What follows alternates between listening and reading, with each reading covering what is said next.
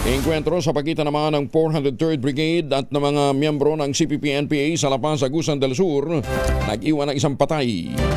Detalye ng balita mula kay Jun Di Makutak, Aris 19. Assalamualaikum, Brother Jun. Alaikum assalam, Kuyang Angel. Patay ang isang miyembro ng Communist Terrorist Group sa enkwentro kontra 403rd Infantry Brigade, Philippine Army sa bahagi ng Barangay Casapa 2, Lapas, Agusan del Sur.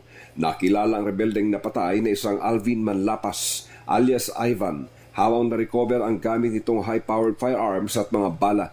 Sa report mula kay 403rd Infantry Peacemaker Brigade Commander Brigadier General Sigfred Tubalado, habang nasa gitna umano ng military focus operation, nakaengkwentro ng tropa ang nasa 17 pawang armadong CPP-NPAs sa nabanggit na barangay at nakipagpalitan ng putok ng more or less 7 minuto.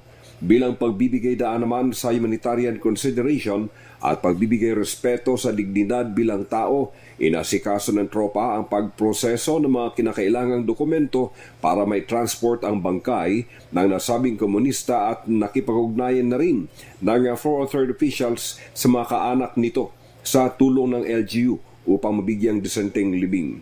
Ayon pa rin kay Brigadier General Tubalado, hangad nilang sumuko na lamang na mapayapa ang mga nalalabing NPA sa mga kabundukang nasa kanilang area of jurisdiction at magpapatuloy mano ang kanilang military focus operations bilang proteksyon sa mga civilian communities sa mga kabundukan laban sa mga armado. Mula sa Central Mindanao, RH19, Jun Di Makutak, DZRH, una sa Pilipinas, una sa Pilipino. Sukran, Jun. Maraming salamat.